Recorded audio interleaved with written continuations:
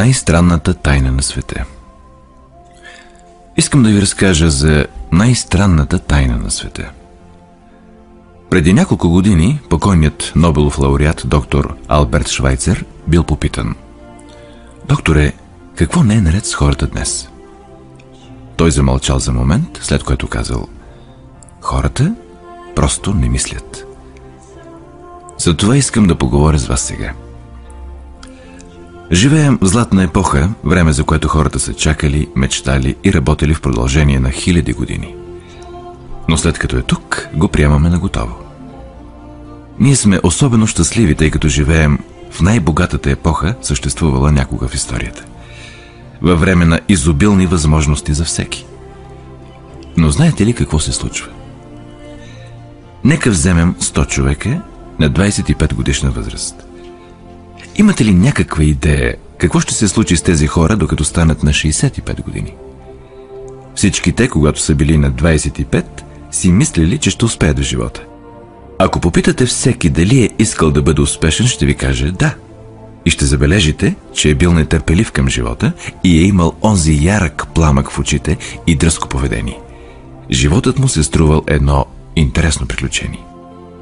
Но до момента, в който тези 100 човека станат на 65, един ще бъде богат, 4 ще са финансово независими, 41 все още ще работят, 54 ще бъдат разорени. Помислете за момент. От 100 само 5 стават велики. Защо толкова много се провалят? Какво се е случило с пламъка в очите им, когато са били на 25? Какво е станало с мечтите, надеждите и плановете? И защо има такова отчаяние между това, което тези хора са искали да постигнат, и това, което всъщност са постигнали? Когато говорим за 5% постигнат успех, трябва да дефинираме успеха. Ето най-добрата дефиниция, открита досега. Успехът е прогресивна реализация на достоен идеал. Ако човек се стреми към предварително определена цел и знае къде отива, този човек е успял. Ако не прави това, той е провал. Успехът е прогресивната реализация на достоен идеал. Роло Мей, известният психиатър, е написал една чудесна книга, наречена „Стремежа на човека към себе си“. И в нея казва: „Противоположното на коража в нашето общество не е страха, а конформизма“. И това е проблема днес – конформизмът. Хора, които действат като всички останали, без да знаят защо или къде отиват. Сега си помислете за момент. В България има над 2 милиона хора на над 65 годишна възраст и повечето от тях са разорени. Те разчитат на някой друг за нещата от първа необходимост. Учим се да четем, когато сме на 7. Учим се да изкарваме прехраната, докато сме на 25. И често тогава не само се издържаме, но и се грижим за семейство. И все пак, докато станем на 65, не сме се научили как да бъдем финансово независими в най-богатата земя. Защо? Защото сме конформисти. Проблемът е, че повечето от нас действат като неправилната група. Онези 95%, които не успяват. Защо тези хора се подчиняват? В действителност не знаят. Те вярват, че животът им се оформя от обстоятелства, от неща, които се случват от външни сили. Те са направлявани отвън. Веднъж бе проведено едно изследване, което включваше широка маса от работещи хора. Те били попитани: защо работите? Защо ставате сутрин от леглото?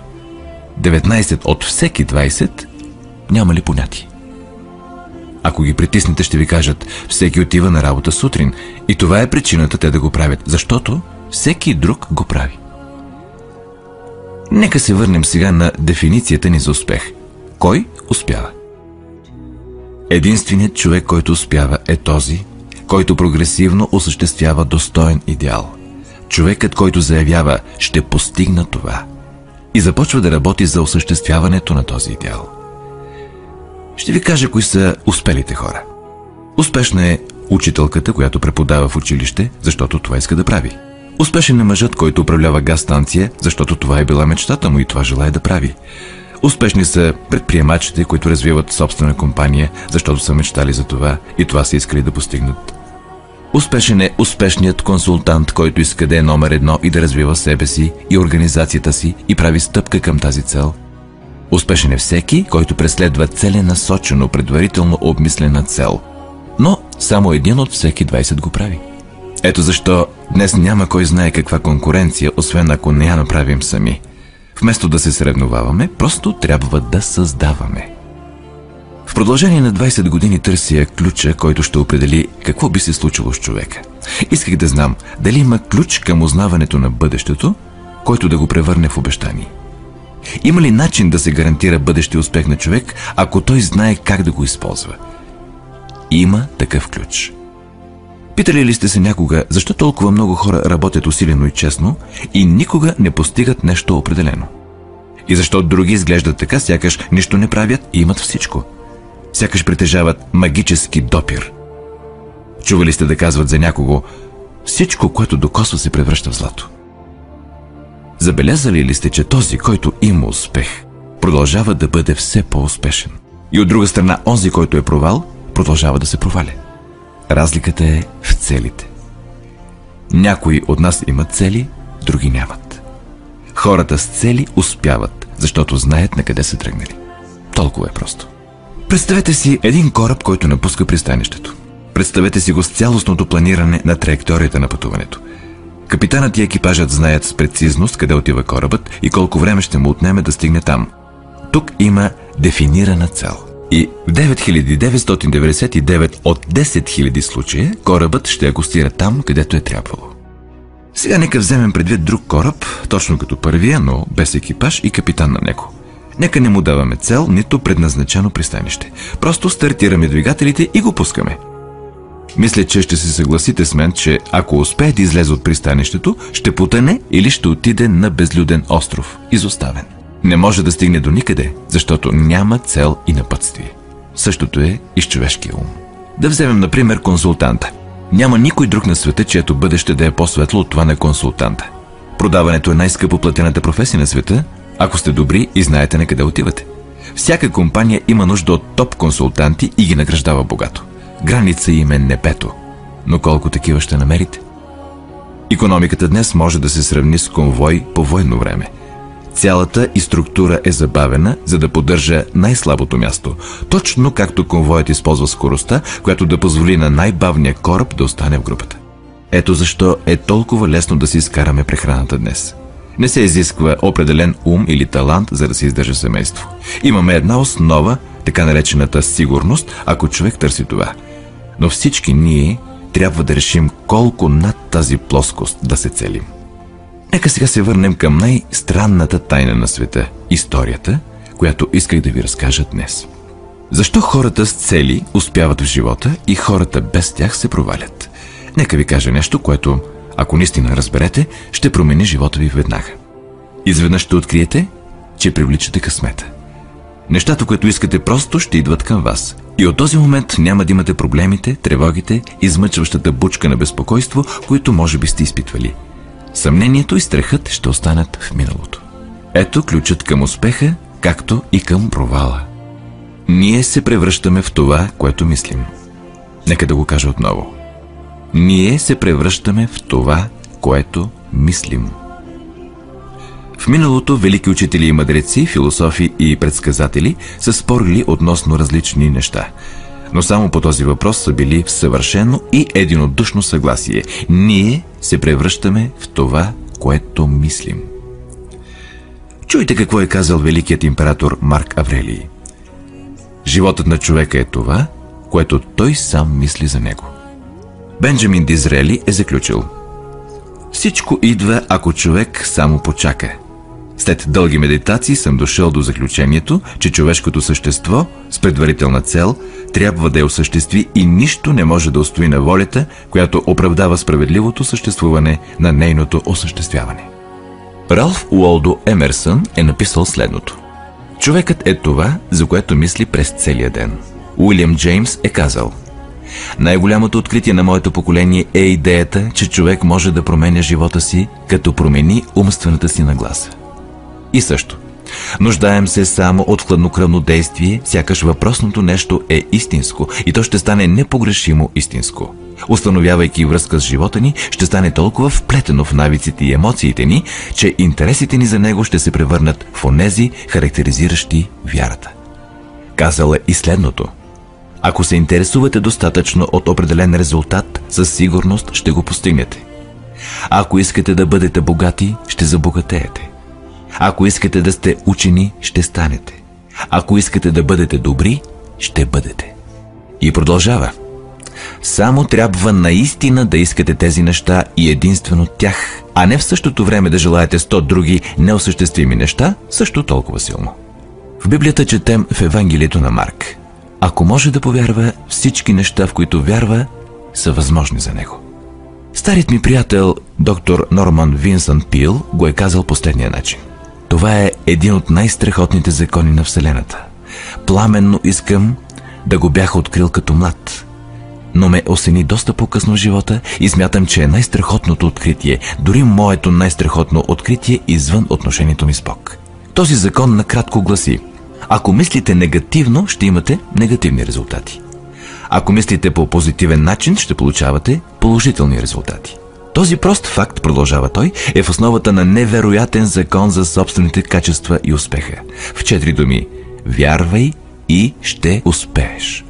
Уилям Шекспир го е казал последния начин: съмненията ни са предатели и ни карат да губим доброто, което често можем да спечелим, като не се страхуваме да опитаме.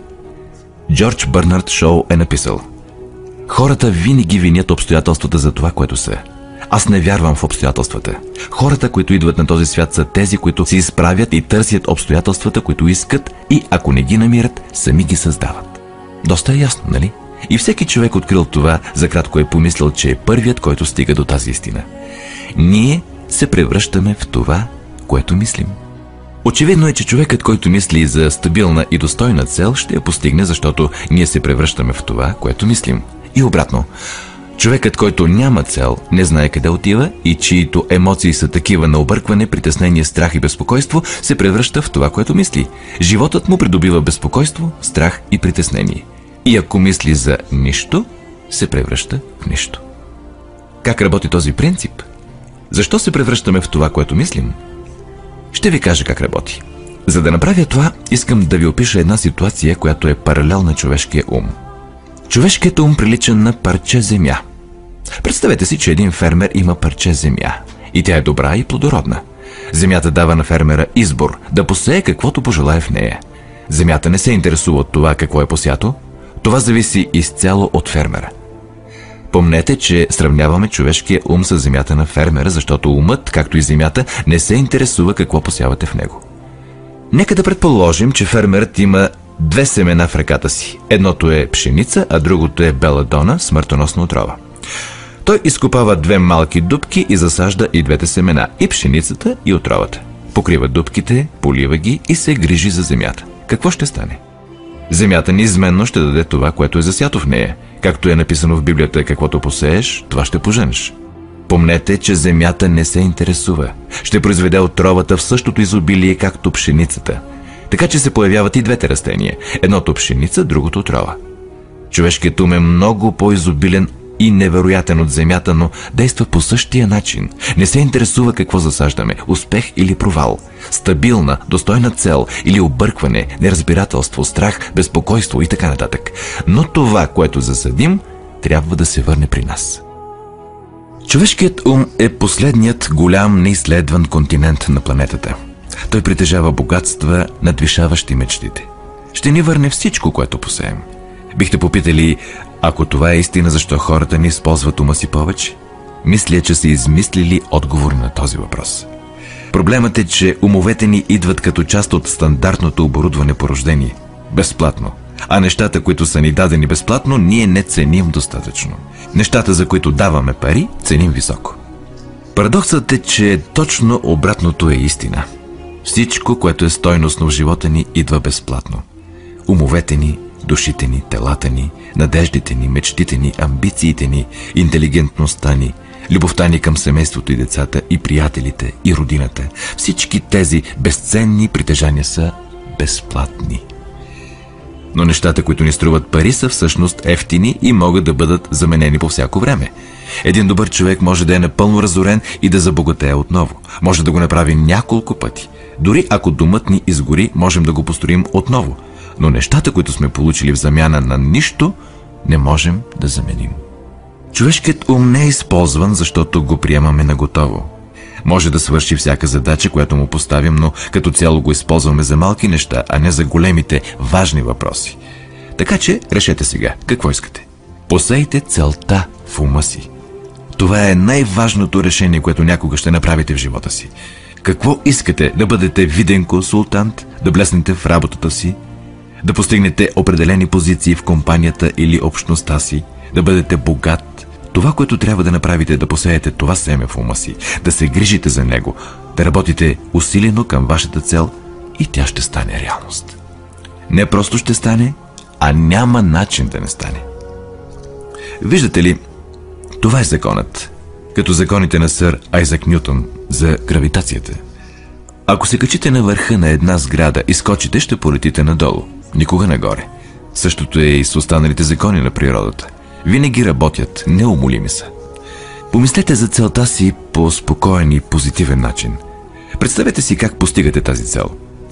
Нашата епоха е наречена фенобарбитолна. Време на язви, нервни сривове и успокоителни, когато медицинските изследвания са ни издигнали на нова платформа на добро здраве и дълголетие. Прекалено много от нас се тревожат и скъсяват живота си, опитвайки се да се справят с нещата по свои малки лични методи, без да научим няколко велики закона, които ще се погрижат за всичко вместо нас. Ние довеждаме тези неща при себе си чрез постоянство в начина ни на мислене. Всеки един от нас е сума равна на мислите ни. Ние сме на мястото, където се намираме, понеже то е точно там, където искаме или чувстваме, че заслужаваме да бъдем, независимо дали го признаваме или не. Всеки от нас трябва да се прехранва с плодовете на нашите мисли в бъдеще, защото това, което мислите днес и утре, следващия месец и година, ще моделира живота ви и предопредели бъдещето ви. Вие сте ръководени от ума си. Спомням си, веднъж минавах през източна Аризона, забелязах един от онези гигантски багери да бучи с 35 мили в час по пътя с нещо, като приличаше на 30 тона буклук върху него. Невероятно огромна машина. И на върха й стоеше малък човечец с ръце на кормилото, управлявайки я. Докато си карах по пътя, бях зашеметен от подобието на тази машина с човешкия мозък. Просто си представете, че контролирате такъв голям източник на енергия. Ще си позволите ли да скръстите ръце, докато машината отива в канавката? Или ще държите с двете си ръце здраво волана и ще управлявате силата и към специфична, заслужаваща си цел? Зависи от вас. Вие седите на мястото на шофьора. Вижте, законът, който ни дава успеха, е нож с две острията. Трябва да контролираме мислите си. Същото правило, което може да отведе хората до успех, богатство, щастие и всичко, за което са мечтали, за тях самите и семейството им. Същото това правило може да ги отведе в канавката. Всичко се състои в това, как се използва за добро или за лошо. Това е най-странната тайна на света. Защо казвам, че е странна и защо я наричам тайна? Всъщност, съвсем не е тайна. Най-напред е оповестена от някой от първите мъдреци и се повтаря отново и отново в Библията. Но много малко хора се е научили или разбрали. Ето защо е странна и по еднакво странен начин фактически остава тайна. Вярвам, че ако излезете на главната улица във вашия град и питате всеки човек каква е тайната на успеха, най-вероятно цял месец няма да срещнете такъв, който да ви отговори. Тази информация е невероятно ценна за нас, ако наистина я осмислим и приложим. Безценна е не само за живота ни, но и за живота на хората около нас, семействата ни, служителите ни, колегите, приятелите ни. Животът трябва да бъде едно вълнуващо приключение. Никога не трябва да е скука. Човек трябва да се раздава изцяло, да бъде жив, трябва да сте доволни, когато се събуждате сутрин, трябва да работите нещо, което ви харесва, защото го правите добре. Веднъж чух реч на Гроув Патърсън, великият покоен главен редактор на Толедо Дейли Блейд. Като привършваше речта си, той каза нещо, което никога не съм забравил. Годините ми в вестникарския бизнес са ме убедили в няколко неща. Сред тях е, че хората по принцип са добри и идваме от едно място, за да отидем на друго. Така че трябва да направим времето си тук на Земята едно вълшебно приключение. Архитектът на Вселената не е изградил стълба, водеща никъде. Най-добрият учител, дърводелецът от равнините на Галилея, ни дава тайната отново и отново. Ако повярваш в нещо, то ще ти се случи. Обясних ви най-странната тайна на света, както и как работи. Сега нека ви обясня как да докажете огромните възможни ползи в собствения си живот, като приложите тайната в практически тест. Необходимо е да направите един тест за 30 дни. Няма да е лесно, но ако положите усилие, изцяло ще промени живота ви за по-добро. През 17 век сър Айзак Нютон, английският математик и натурфилософ, ни е дал естествените закони на физиката, които са еднакво приложими за хората, както и за движенията на телата във Вселената. И един от тези закони гласи: за всяко действие съществува равно противодействие. Казано по прост начин, както се отнася за вас и мен, означава, че не можем да постигнем нищо без да платим цената. Резултатите от 30-дневния експеримент ще бъдат в права пропорционалност на усилията, които сте вложили. За да бъдете лекар, трябва да платите цената с дълги години образование. За да бъдете успешни в продажбите, и помнете, че всеки от нас успява в живота до толкова, доколкото има способност да продава на семейството идеите си, да продава предимствата на добрия и честен живот на децата си и, разбира се, самата професия на продаване. Но за да успеем да продадем начина си на добър живот, трябва да сме готови да платим цената. Каква е цената? Всъщност е няколко неща. Първо, цената е емоционално и интелектуално да разберем, че буквално се превръщаме в това, което мислим, и че трябва да контролираме мислите си, ако желаем да имаме контрол над живота си. Напълно да разбираме, че колкото посеем, толкова ще поженем. Второ, да премахнем оковите на съзнанието си и да му позволим да се извиси до степента на божествено предназначение. Осъзнайте, че границите ви са наложени от вас самите и възможностите днес са огромни, отвъд вярата. Трябва да се извисите над тесноградата с прихавост и предразсъдъци. И трето, да използвате целия си кураж да се накарате да мислите позитивно за проблема си, да определите ясна и категорична цел за себе си и да позволите на невероятния си ум да мисли за тази цел от всички възможни ъгли, да оставите въображението си да действа свободно над много вероятни решения. Да откажете да повярвате, че има достатъчно силни възможности, които да предотвратят постигането на целта. Да действате веднага и решително, когато курсът ви е ясен, и постоянно да сте наясно с факта, че в този момент стоите насред собствения си акър от диаманти, както го е нарекал Ръсъл Конуел. Като четвърто, пестете най-малко по 10% от всичко, което изкарвате. Също помнете, че каквато и да е сегашната ви работа, има страхотни възможности, ако сте склонни да платите цената. Нека припомним важните точки на цената, която всеки от нас трябва да плати, за да има невероятен живот. Той, разбира се, си струва всяка цена. Първо, мисъл. Ще се превърнеш в това, което мислиш. Второ, въображение. Помни думата въображение и позволи на съзнанието ти да се извиси. Трето, кураж. Концентрирай се върху целта си всеки ден. Четвърто, спестяване. 10% от това, което печелиш. Пето, действие. Идеите са безполезни, ако не действаме според тях. Сега ще очертая 30-дневния тест, който искам да направите, като имате предвид, че няма какво да загубите, ако направите теста, но може да спечелите всичко. Две неща могат да бъдат казани за всеки човек. Първо, всеки от нас иска нещо. И второ, всеки от нас се страхува от нещо. През следващите 30 дни следвайте тези стъпки, докато постигнете целта си. Искам да напишете на един лист какво желаете най-много. Може да искате да удвоите печалбите си или да направите определена сума пари. Може да искате красив дом, успех в работата, определена житейска позиция, хармония в семейството. Всеки от нас желае нещо. Напишете на един лист точно какво желаете. Опишете само една цел и ясно я дефинирайте. Не е нужно да го показвате на когото и да било, даже е най-добре да не го показвате на никого. Носете картончето с вас, така че да може да го гледате по няколко пъти на ден. Мислете за целите си по весел, отпускащ и позитивен начин всяка сутрин, когато станете, и веднага ще има към какво да се стремите. Причина да ставате от леглото сутрин, смисъл на живота ви. Поглеждайте картончето всеки ден и преди да си легнете. Докато го гледате, помнете, че ще стане това, за което мислите, и тъй като мислите за целта си, ще осъзнаете колко скоро ще я постигнете. Всъщност, тя е ваша в момента, в който я напишете и започнете да мислите за нея. Вижте изобилието около вас, което наблюдавате всеки ден на път за работа. Имате право на това изобилие, колкото всяко друго същество. То е ваше, ако го поискате. Сега стигаме до трудната част. Трудна, защото обяснява създаването най-вероятно на чисто нов навик. Новите навици не се формират лесно, но веднъж изградени ще ви преследват до края на живота ви. Спрете да мислите от какво ви е страх. Всеки път, Щом неприятна или негативна мисъл ви дойде на ум, заменете я с мисловната картина на позитивна и заслужаваща си цел. Ще има моменти, когато ще искате да се откажете. По-лесно е за човек да мисли негативно, отколкото позитивно. Затова само 5% успяват. Започнете да мислите за себе си като част от тази група. За 30 дни трябва да поемете контрол над съзнанието си. То ще мисли само за това, което му позволите. През всички от 30-те дни на този тест правете повече, отколкото трябва. Като допълнение на веселата позитивна перспектива, давайте повече от себе си, отколкото до сега.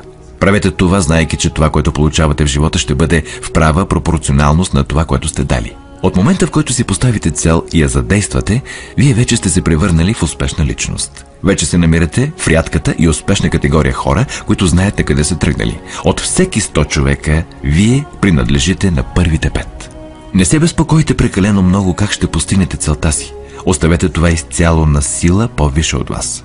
Отговорите ще дойдат по своя воля в правилното време. Това, което трябва да знаете, е къде отивате. Запомнете тези думи от притчата на планината и ги помнете добре. Дръжте ги близо до себе си по време на месечния тест. Питай и ще ти бъде дадено. Търси и ще намериш. Почукай и ще ти отворят. Защото всеки, който пита, получава. И който търси, намира. И който чука, му отварят. Толкова е невероятно и просто. Ако сте консултант, раздайте се както никога преди. Но не с трескав маниер, а със спокойна и весела сигурност, че добре отделеното време ще ви донесе изобилието, което искате и заслужавате. Независимо от работата си, вършете я както никога преди по време на 30-те дни. И ако сте се фокусирали върху целта си всеки ден, ще се възхитите и очудите на новия живот, който ще сте намерили. Доротея Бранде, изтъкнатата редакторка и писателка, открила това за себе си и го описва в книгата "Събуди се и живей". Цялата й философия е сведена до думите: действай така, сякаш е невъзможно да се провалиш. Тя е направила собствен тест с искреност и вяра и целият й живот бил променен от изумителен успех. Сега вие направете своя тест за 30 пълни дни. Не започвайте, докато не сте твърдо решени да издържите до край. Проявете упорство и демонстрирайте вяра. Упоритостта е просто друга дума на вяра. Ако нямате вяра, никога не бихте устояли. Ако се провалите през първите 30 дни, като с това имам предвид да бъдете затрупани от негативни мисли, трябва да започнете наново в продължение на още 30 дни. Постепенно новият ви навик ще се формира, докато видите себе си като член на онова прекрасно малцинство, за което почти нищо не е невъзможно. И не забравяйте картончето си. На едната му страна напишете целта си, каквато и да тя. На другата страна запишете думите от притчата: питай и ще ти бъде дадено. Търси и ще намериш. Почукай и ще ти бъде отворено. Защото всеки, който пита, получава. Нищо велико не е постигнато без вдъхновение. Направете така, че през първите 30 дни вашият собствен импулс да е на върха. Преди всичко, не се тревожете. Тревогата носи страх, а страхът осакатява и парализира. Единственото нещо, което може да ви накара да се тревожите по време на теста, е, че се опитвате да постигнете всичко сами. Знайте, че това, което трябва да сторите, е да държите целта пред вас. Всичко останало ще се реши от само себе си. Помнете също да бъдете спокойни и ведри. Не позволявайте на дребни неща да ви ядосат и отклонят от пътя. След като изпълняването на този тест е трудно, някои ще кажат: защо въобще го правя? Ами, погледнете алтернативата. Никой не иска да се провали. Никой всъщност не желае да бъде посредствен. На никой не му се живее постоянно страх, безпокойство и безсилие. Следователно, помнете, че каквото посеете, това ще поженете. Ако сеете негативни мисли, животът ви ще се изпълни с негативни неща. Ако сеете позитивни мисли, животът ви ще бъде весел, успешен и позитивен. Постепенно ще има тенденция да забравяте това, което сте научили току-що. Пускайте си този запис често. Напомняйте си какво трябва да направите, за да формирате този нов навик. Събирайте цялото си семейство в равни интервали и слушайте това, което е казано тук. Повечето хора ще ви кажат, че искат да правят пари, без да се съобразяват с закона. Единствените хора, които правят пари, работят в монетен двор. Останалите от нас изкарват пари. Това е причината някои хора, които търсят нещо в замяна на нищо, да се провалят в живота. Единственият начин да се печелят пари е като дадеш на хората услуги и продукти, от които имат нужда и които са полезни. Обменяме времето и продукта или услугата си с парите на другия човек. Следователно, Законът гласи финансовата ни полза да е правопропорционална на обслужването ни. Нашият успех не е резултат от печеленето на пари. Печеленето на пари е резултат от успеха и успеха е пропорционален на обслужването ни.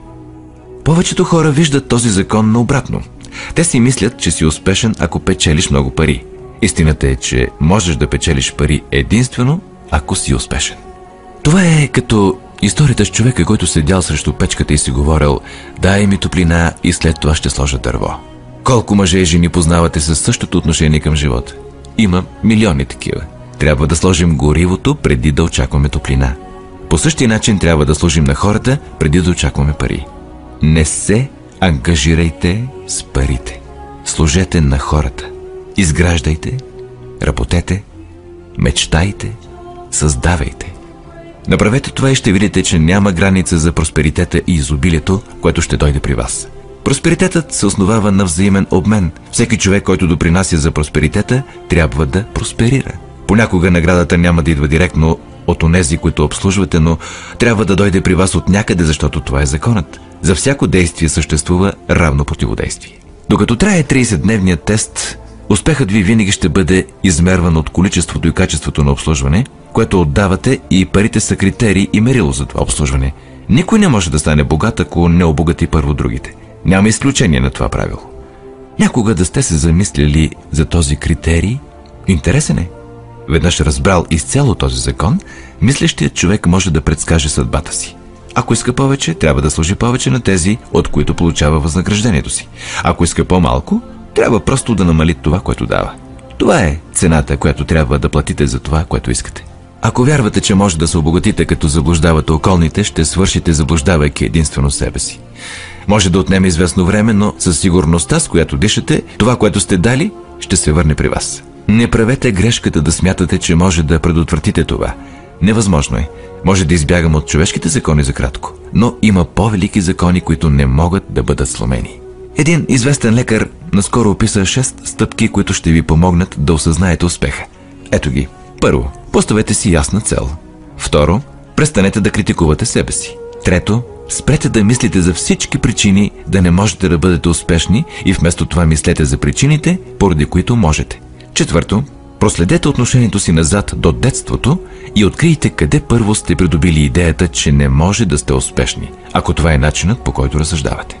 Пето, променете представата си за себе си, като напишете описание на човека, който искате да бъдете. Шесто, действайте в ролята на успешна личност, в която сте решили да се превърнете. Лекарят, написал тези думи, е известният психиатър от Западния бряг, доктор Дейвид Харолд Финк. Правете това, което експерти още от зората на историята са ви казвали да направите. Платете цената, като станете човека, който искате да бъдете. Съвсем не е толкова трудно, колкото да живеете безуспешно. Направете този 30-дневен тест, след което го повторете. След което го повторете отново. Всеки път той ще става по-голяма част от вас, докато се почудите как сте живели по другия начин досега. Живейте по този нов начин и портите на изобилието ще се отворят и ще излеят повече богатства, отколкото някога сте мечтали. Пари? Да, много пари. Но по-важното, ще притежавате спокойствие. Ще сте част от прекрасното малцинство, което води спокоен, весел, успешен живот. Започнете днес. Нямате какво да губите, но имате целия си живот да спечелите. Това е Ерл Найтингейл. Благодаря ви.